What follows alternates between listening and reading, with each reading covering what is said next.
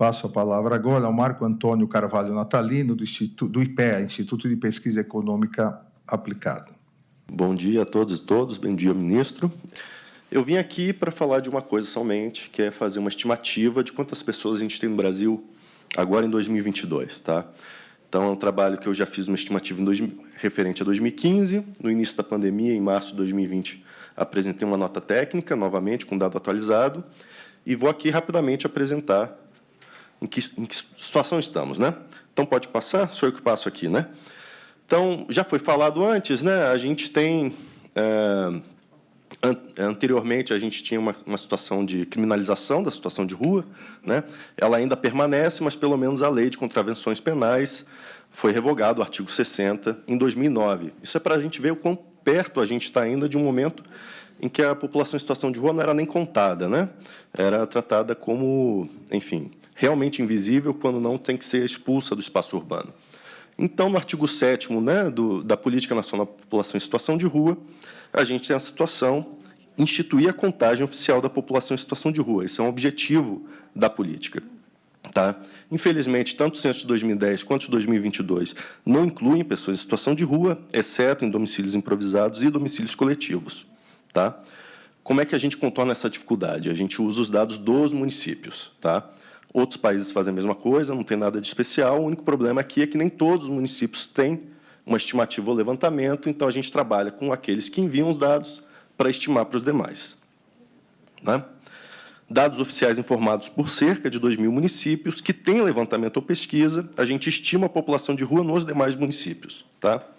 As secretarias municipais de assistência social devem informar todo ano se tem uma estimativa ou levantamento e, se tiver, informar o número de pessoas que tem naquele ano em situação de rua no município. Tá? Já usei esse método outras vezes, então não tem nada de especial e não vou aprofundar aqui essa parte. Tá?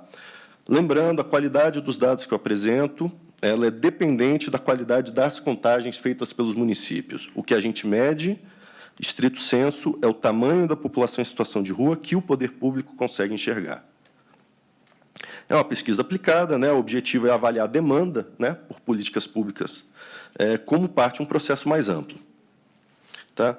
Então, aqui, só para vocês verem, né, quantas pessoas quantos municípios responderam, né? Vocês podem ver que os anos vão passando e cada vez mais municípios respondem.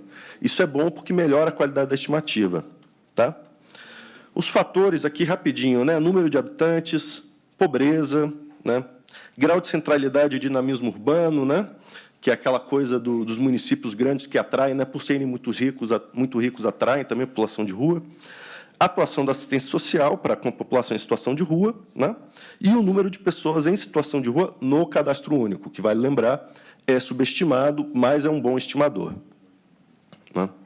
Então, tá aqui, eu estou apenas colocando, né, depois fica nos autos, quais são as variáveis exatamente que a gente usa no modelo. Né? Mesmo modelo utilizado em 2015 e 2020, com detalhe que, a partir de 2020, eu faço uma estimativa que vai até o momento presente, ou até o ano presente, aí sim, a partir dos dados do cadastro único. Tá? Então, algumas questões de estatística, tá? Um modelo linear generalizado, distribuição de Poisson, a variável de exposição é o número de habitantes e tem uma função de linkagem de logaritmo natural. Né? O que a gente quer extrapolar, então, explicando, daqueles 2.000 que informam para os demais. Tá? E eu uso para isso aquele conjunto de dados que eu acabei de apresentar. Aqui, muito rapidamente, tá, gente? Só para vocês saberem, então, os dados estimativos de 2020 e 2021 têm uma relevância estatística bem alta, aí são os coeficientes de correlação, vocês podem ver que são altos, tá? E aqui o que importa, né? Então, a gente tem, em 2022, estimado aí para o mês de julho, meio do ano, 281.472 pessoas. Vocês podem ver que, em 2019, o último dado antes da pandemia, a gente tinha 204.660 pessoas, teve um crescimento de cerca de 38%. Tá? Aqui eu apresento vários números, não é o caso de ficar entrando em detalhe aqui, só citar que a região norte aumentou bastante, provavelmente por questão na fronteira. Tá? As metrópoles e grandes municípios continuam, né, agregando a maior parte da população em situação de rua. Né? Provavelmente a pandemia, a crise econômica e as restrições aos gastos do governo, com assistência social, por exemplo, devem ter contribuído para o aumento do número de pessoas em situação de rua, né? Aumento de 38%. Esse aumento da demanda implica também que o Estado deve aumentar a oferta de políticas públicas para essa população. Obrigado.